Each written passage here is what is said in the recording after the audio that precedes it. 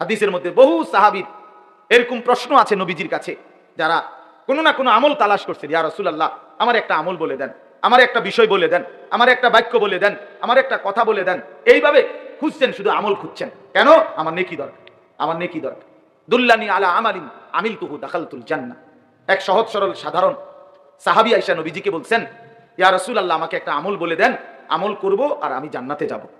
নবীজি সাল্লাল্লাহু আলাইহি সাল্লাম বলেন, আল্লাহ এবং রাসূলের প্রতি ঈমান রাখবা, 5 ওয়াক্ত নামাজ পড়বা, ফরজ হলে যাকাত দিবা, রমজান আসলে রোজা রাখবা। তখন পর্যন্ত হজ ফরজ হয় নাই, এই জন্য এই 4টা বলে নবী শেষ করছে। এই সাহাবী দাঁড়িয়ে বললেন, ইয়া রাসূলুল্লাহ, আমি আল্লাহর কসম আপনার কথা থেকে এক চুলো কমাবো না, বাড়াবো না, বরং আপনি যা বলেছেন তা আমল করতেই থাকবো। নবীজি তখন বললেন বাকি সাহাবীদেরকে, মান সাররাহু আন ইয়ানজুরা ইলা রাজুলিন মিন আহলিল জান্নাহ ফালইয়ানজুর ইলা হাযা। তোমরা যদি এই মুহূর্তে জমিনের মধ্যে কোন জান্নাতি মানুষ দেখে তোমাদের নয়ন জুড়াইতে মন চায়, একে দেখো, একে দেখো, এই যে জান্নাতি যা। অথচ সে আমল করে নাই এখনো, মাত্র ওয়াদা দিছে, কিন্তু বলার ঢং, চেহারার রং দেখেই নবী বুঝছে যা বলছে তো দিল দিয়েই বলছে। বাটফারি কথা না, ধোঁকাবাজি কথা না।